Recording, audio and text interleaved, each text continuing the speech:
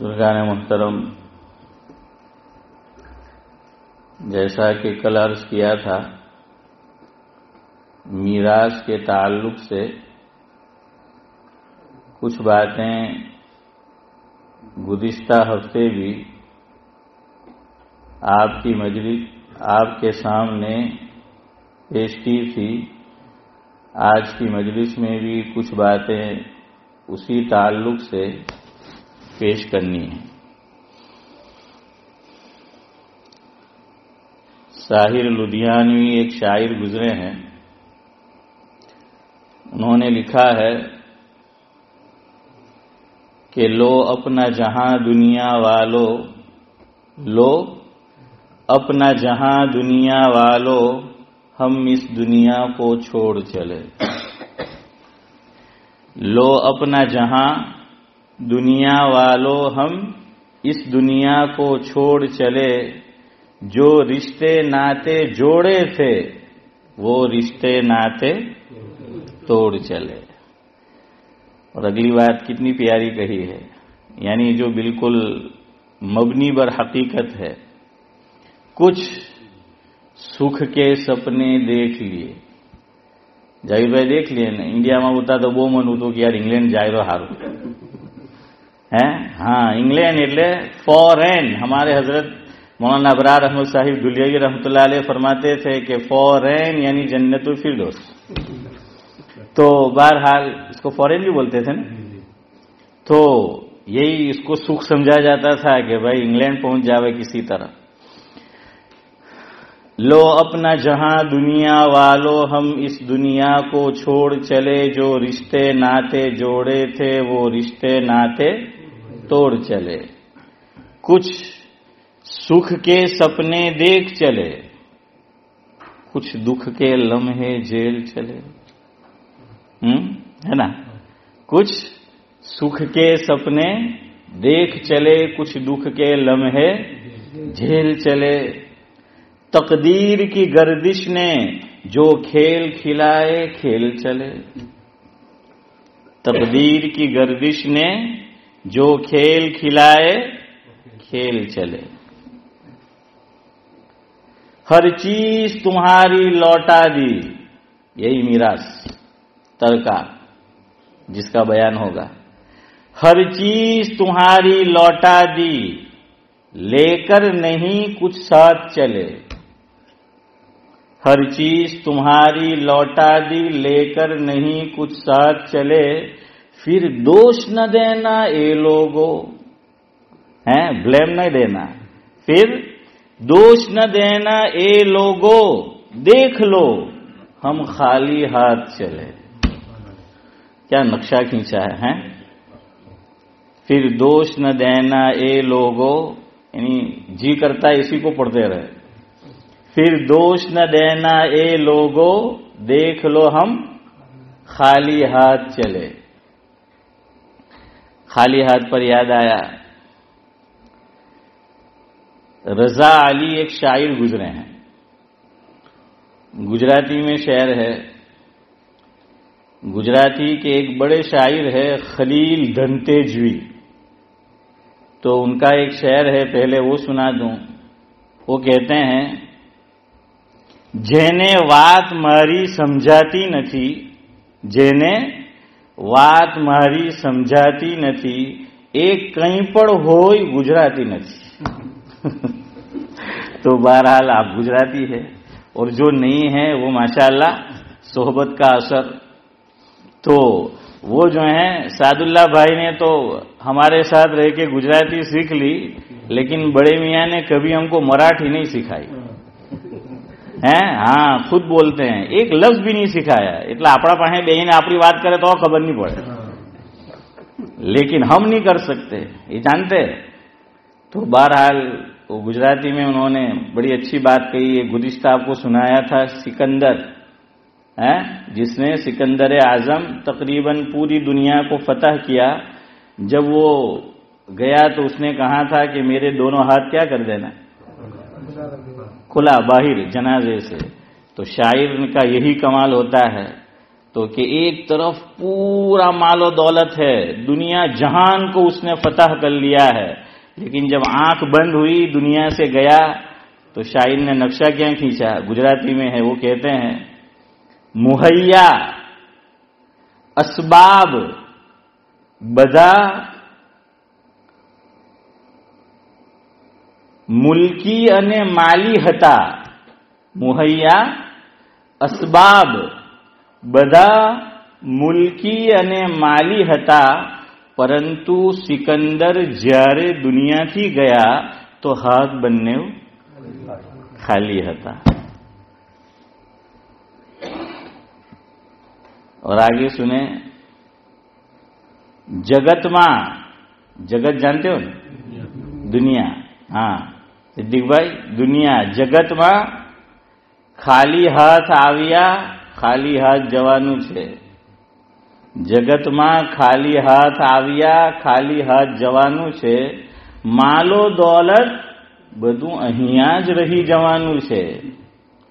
नेक अमल थी पोतानु दामन भरी लेशो, मौतनु क्या कई ठेकाणु छे.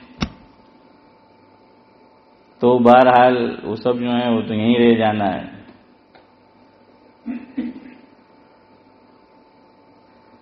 आगे कहते हैं वो साहिल लुधियानवी आखिरी मिसरा है, यानी आखिरत का जो सफर है इसका नक्शा खींचा है कि भाई जो कुछ मैंने कमाया था वो तो सब तुमको दे दिया, सब मैं छोड़ के जा रहा हूं. अब अगला जहान मेरे सामने है, दूसरी दुनिया मेरे सामने है, मुझे आगे का सफर जो है वो करना है. तो एक ही शेर में कितनी अच्छी बात कही है. वो लिखते हैं, ये राह यानी राह आखिरत, ये राह अकेली कटनी है, यहां साथ न कोई यार चले. ये राह अकेली कटनी है, यहां साथ न कोई यार चले. उस पार न जाने क्या होगा, हैं? उस पार न जाने क्या होगा, इस पार तो सब कुछ हार चले. इस पार तो सब कुछ हार चले. और देखिए आदमी मीरास के लिए लड़ता है कि भाई मैं मीरास न दूं, विरासत सही तरह तकसीम न करूं. तो अगर नौजवानी में आप भी आजाद थे तो यूसुफ आजाद और इस्माइल आजाद को सुना होगा, हैं? मेरे वालिद साहब मरहूम बहुत सुनते थे, दोनों कव्वाल थे, है ना. अरे वो माटी के पुतले तुझे कितना गुमान है. तो बहरहाल वो इस्माइल आजाद और यूसुफ आजाद ये कहते थे, तूने जो कमाया है वो दूसरा ही खाएगा, हैं? वारिस नहीं खाएंगे. तूने जो कमाया है वो दूसरा ही खाएगा, ये अकेले आने वाले तो अकेला ही जाएगा. और कहीं कहा कि तूने जो कमाया है वो दूसरा ही खाएगा, ये खाली हाथ आने वाले तो खाली हाथ जाएगा. अगर इतनी बात मेरे और आपके जहन में बैठ जाए तो आदमी किसी का हक नहीं मारेगा, हैं? कि साथ जो है वो कुछ नहीं जाना है. और आज की औलाद, हम हयात है, जिस्म में रूह मौजूद है, लेकिन हमें देखने नहीं आती, हैं? हमें मिलने नहीं आती, इल्ला माशा अल्लाह. तो क्या मरने के बाद मेरी और आपकी कब्र पे आएगी वो, हैं इम्तियाज भाई, आएगी वो? अरे हजरत शेख रहमतुल्लाह अलैह अपने जमाने में फरमाते थे कि लोग जीते जी वफा नहीं करते, मरने के बाद क्या वफा करेंगे.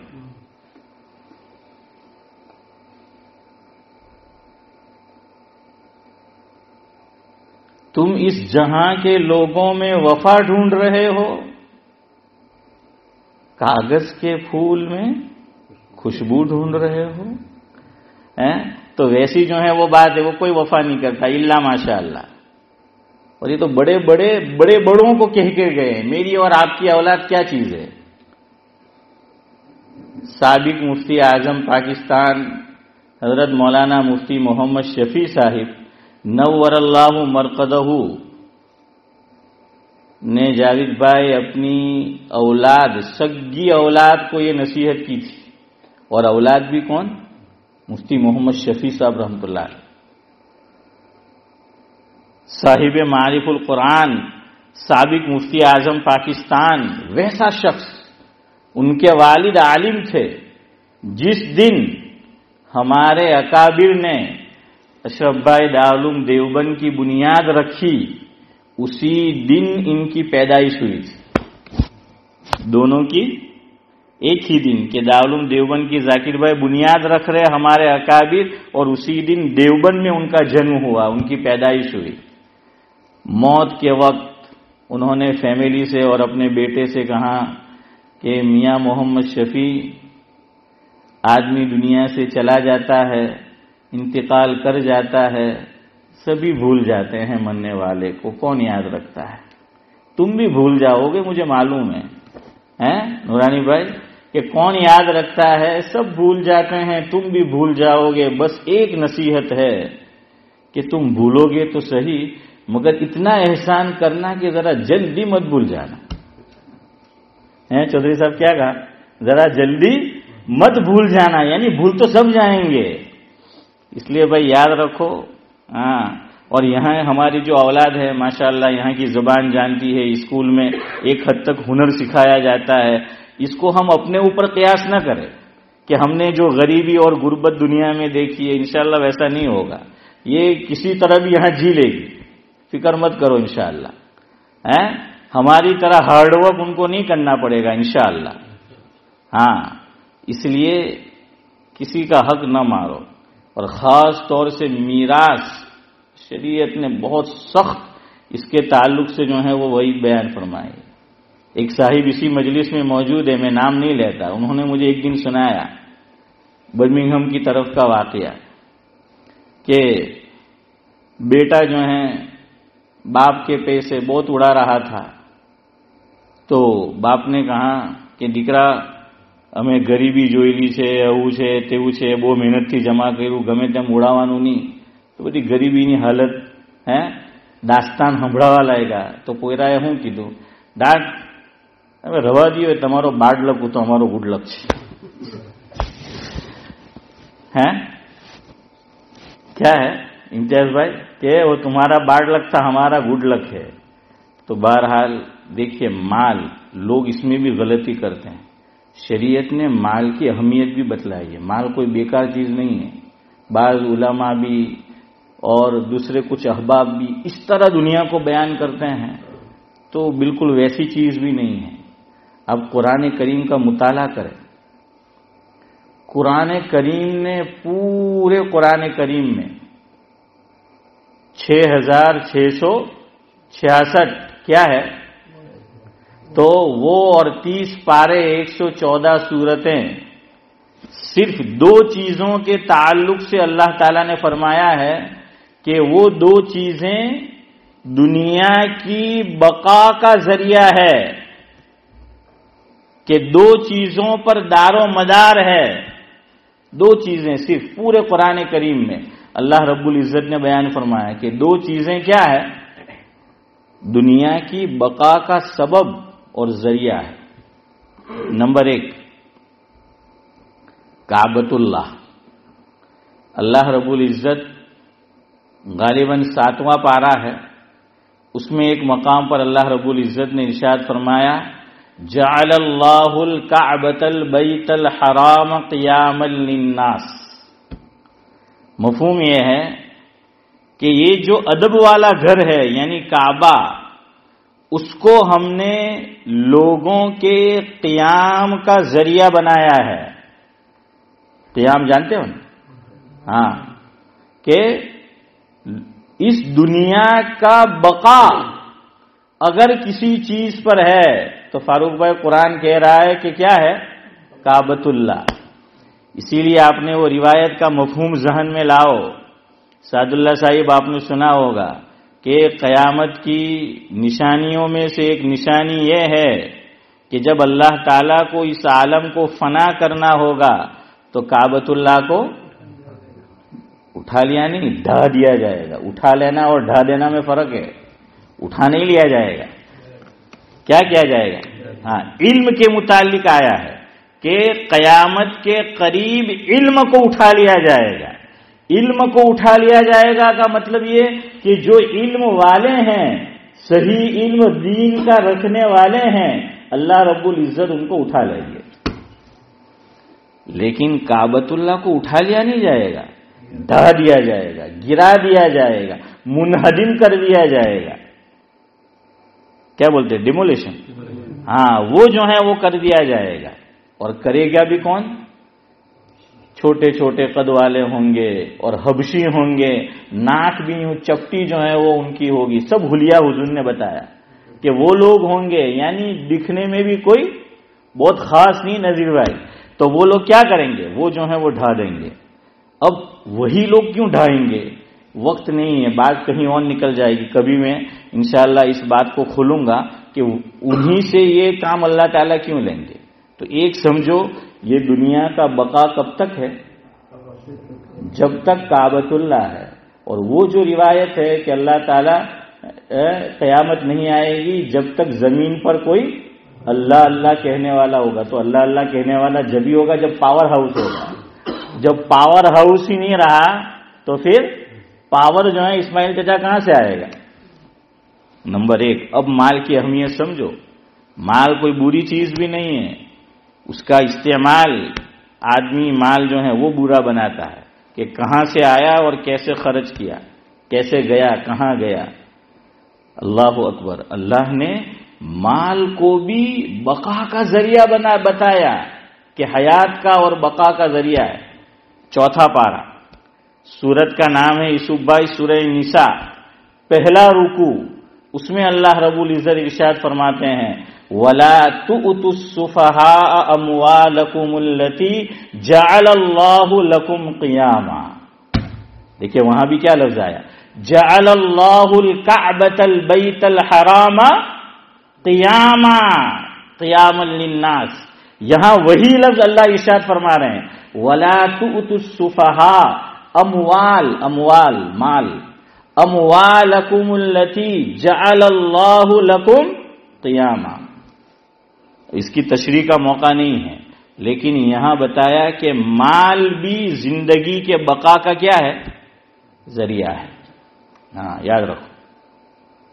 لیکن قرآن وہیں یہ بھی فرماتا ہے یا ایھا الذین آمنوا لا تلہکم اموالکم ولا اولادکم عن ذکر اللہ. وقت نہیں ہے، ترجمہ نہیں کرتا، صرف اشارہ.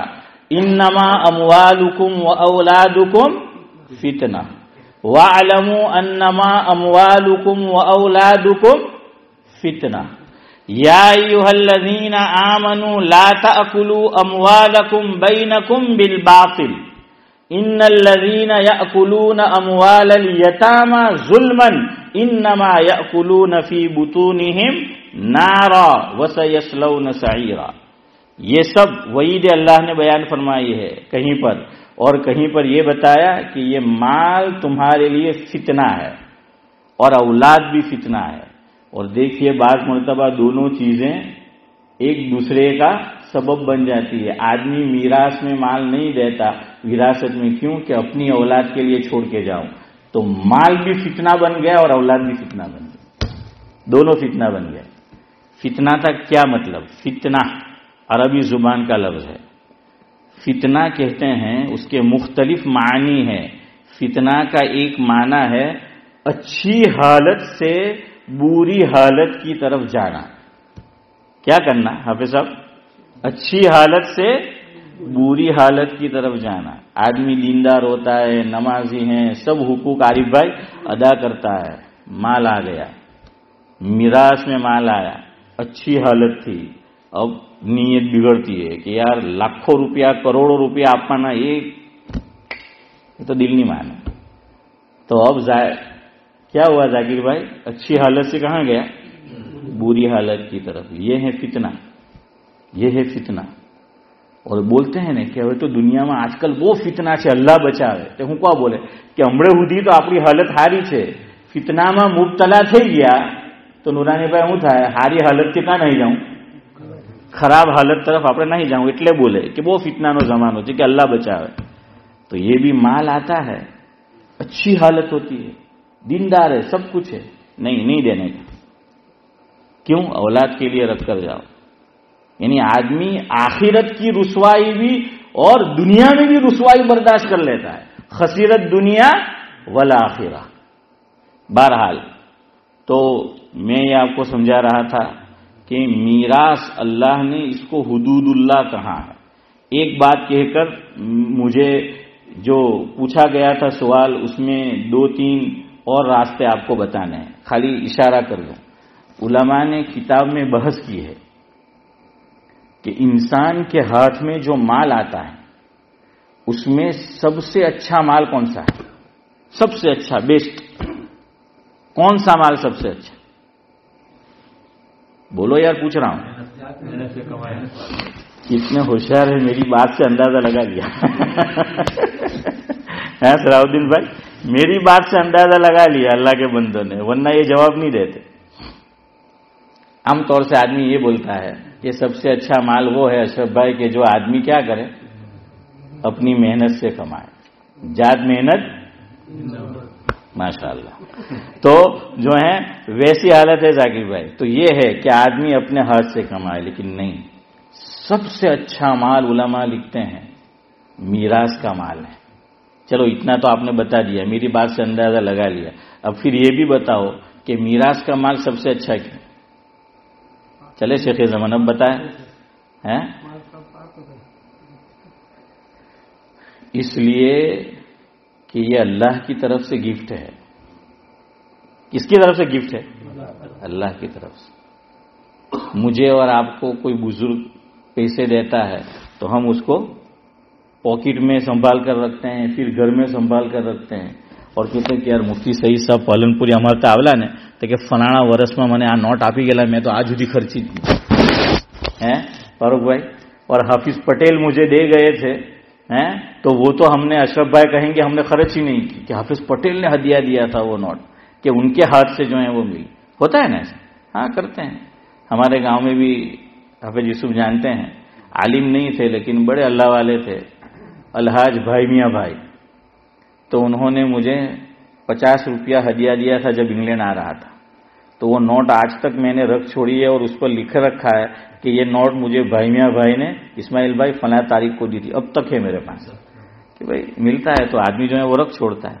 یا پہلے بچپن میں کیا کرتے تھے، سعد اللہ صاحب کون سی نوٹ رکھتے تھے، دیکھتے تھے کہ 786 کوئی پر لکھے لوئی ہیں تو جو 786 વાળી હશીમ ભાઈ નોટ હોય તે આપણે શું કે રવા દઈએ. તો ત્યારે એવું તો બહرحال یہ اللہ کی طرف سے ہیں، اس لیے سب سے بیسٹ مال ہے. اللہ گفٹ کرتا ہے. اللہ نے حقوق بیان کیے ہیں قرآن کریم کے اندر کہ کس کو کتنا جو ہے وہ ملے گا. اسی لیے اللہ نہ کرے کسی کی 4 اولاد ہے اور ایک اولاد باپ کو پیچھے مڑ کے بھی نہیں دیکھتی، حال چال بھی نہیں پوچھتی، اور باپ یہ وصیت کر کے جائے کہ میرے مرنے کے بعد میرے مال میں سے میری فلانی اولاد کو 1 پینی بھی نہ دی جائے، کاણી પઈ بھی એને આપવામાં નહીં આવે. ہیں સિદ્દીક ભાઈ હું કે કાણી પઈ بھی એને આપવાનું નહીં. لیکن وہ انتقال کر گیا باپ، اس کو ملے گا. کسی بھی مفتی صاحب کے پاس آپ چلے جاؤ، وہ کہیں گے کہ 3 اولاد کو ملے گا، اسی طرح اس کو بھی ملے گا. حالانکہ باپ لکھ کر گیا ہے، بلکہ وہ حرم شریف میں شیخ سدیس کو گواہ کے طور پر رکھ لے اور شیخ شریم کو رکھ لے، دونوں کو، پھر بھی ملے گا ان کو. کیوں؟ اللہ فرماتا ہے کہ یہ حق ہم نے رکھا ہے، یہ ہم نے رکھا ہے، یہ اللہ نے حق رکھا ہے. تلک حدود اللہ یوصیکم اللہ فی اولادکم. ہاں دنیا میں ماں باپ کا یا باپ کا ماں کا وہ بیٹا نافرمان تھا، کل قیامت کے دن باپ نے معاف نہیں کیا، ماں نے معاف نہیں کیا، بدلہ لیا جائے گا، سزا دی جائے گی. لیکن دنیا میں تو اس کو مال میراث میں سے دیا جائے گا اور بالکل اتنا ہی جتنا دوسرے لڑکے کو دیا جائے گا. تو یہ ہے، چونکہ یہ اللہ تعالیٰ کی طرف سے، اس میں انسان کا اختیار نہیں ہے، اس کی نہیں چلتی. اب سنو وہ بات، پھر مجلس ختم کرتے ہیں. یہ پوچھا تھا ایک صاحب نے کہ اب ہمارے علاقے میں گھر بہت مہنگے ہو گئے ہیں اور میاں بیوی ساتھ میں رہ رہے ہیں اب دو میں سے ایک کا انتقال ہو جائے، چلو وہ بیچارے آدمی انہوں نے یہی کہا کہ بیوی کے لیے، یہ نہیں کہا کہ وہ چلی جائے تو مجھے کیا ہوگا، میرا کیا ہوگا. اتنا اچھا تھا کہ بھائی وہ میں چلا جاؤں تو اس کو جو ہے وہ کیا ملے گا. تو بہرحال ایک ترکیب آپ کو کیا بتائی تھی کہ زندگی میں مہنگا گھر ہے تو اس کو بیچ ڈالو اور کتنے لے لو، دو جو ہیں وہ لے لو، اور ایک بیوی کے نام پہ لے لو اور ایک اپنے نام پر. تو یہ چلا گیا تو بیوی کا تو بھی ہے تو بیوی اس میں رہے گی، لیکن پھر علاقہ چھوڑنا پڑے گا، آپ کو دوسری جگہ جو ہے وہ جانا پڑے گا. دوسرا راستہ اس میں جو ہے فقہا نے یہ بتایا ہے کہ ہسبینڈ اینڈ وائف یہ سوچتے ہیں، ہسبینڈ سوچتا ہے کہ میں دنیا سے چلا گیا، گھر کی ویلیو بہت زیادہ ہے، بیوی تو سب کو اتنا پیسہ نہیں دے سکے گی، کوئی بچہ بھی اس کو خرید نہیں سکے گا، اتنا پیسہ نہیں ہے، تو پھر گھر کو تو بیچنا ہی پڑے گا. اب بیچ دیا تو پتہ نہیں بیوی کے ہاتھ میں اتنا مال آتا ہے کہ نہیں کہ جس سے وہ دوسرا مکان خرید سکے. تو یہ بھی پھر آدمی کو ہوتا ہے. تو اس کے لیے دوسرا راستہ یہ بتایا کہ شوہر کو چاہیے کہ اپنی زندگی میں بیوی کو گھر کا کچھ حصہ گفٹ کر دے. اور آپ کے لیے سمجھنا بہت آسان ہے. ہمارے علاقے میں بعض لوگوں نے رینٹ پہ کیا دیا ہوا ہے، بیسمنٹ جو ہے وہ رینٹ پہ دیا ہوا ہے. بعض لوگوں نے اوپر کا جو فلور ہے اوپر جو ہے تو وہ روم وہ پورا جو ہے فلیٹ دیا ہوا ہے. تو یہ کر لو کہ اگر نہیں ہے گھر میں فلیٹ تو ایک فلیٹ سسٹم بنا لو. نیچے بناؤ تو اچھا ہے چونکہ آدمی بوڑھا ہوتا ہے تو پھر سیڑھی چڑھنا مشکل ہو جاتا ہے. تو اس لیے نیچے کا جو فلور ہے تو یا تو جو نیچے کا ہے وہ پورا عورت کو گفٹ کر جاؤ، یا پھر بیسمنٹ جو ہے اس کو بنا لو تہ خانہ، اور تہ خانہ اپنی زندگی میں بیوی کو کیا کر جاؤ، گفٹ کر جاؤ. لکھ دو اتنا اور بتا دو اپنے وارثین کو کہ جو میرا پورا مکان ہے یہ ملین سے اوپر اس کی پرائز ہے، میرے مرنے کے بعد جو ترکہ تقسیم ہوگا اس میں گراؤنڈ فلور جو ہے وہ تقسیم نہیں ہوگا، یا جو بیسمنٹ ہے وہ تقسیم نہیں ہوگا، یہ میں تمہاری ماں کو گفٹ کرتا ہوں. تو اب شوہر کے اور باپ کے انتقال کے بعد بچوں کو جو میراث ملے گی وہ اس میں سے نہیں ملے گی. سمجھ آیا؟ یا فبی اعلی ربکما تکذبان کی طرح دوہرا ہوں، آ گیا؟ ہاں. تو یہ کر دو کوئی بھی کہ یہ لکھ کر جو ہے جاؤ. اور میں تو کہتا ہوں اس میں کوئی برائی نہیں ہے، رکھو، اس لیے کہ بچہ ہمارا ہے، بہو تھوڑی ہماری ہے. اور لڑکے وہاں کے وہاں بھی لڑکے ہوتے ہیں پھر. تو اب باپ کو دیکھنا اور ایک طرف بیوی کی اس کی اولاد بیلنس کرنا بہت مشکل ہو جاتا ہے.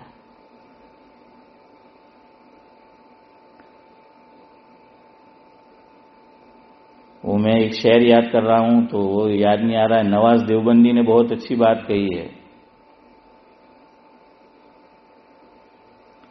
گھر کے دو چراغوں کا اجالا نہ چلا جائے، گھر کے دو چراغوں کا اجالا نہ چلا جائے، بہو جو آئے تو ہاتھ سے بیٹا نہ چلا جائے.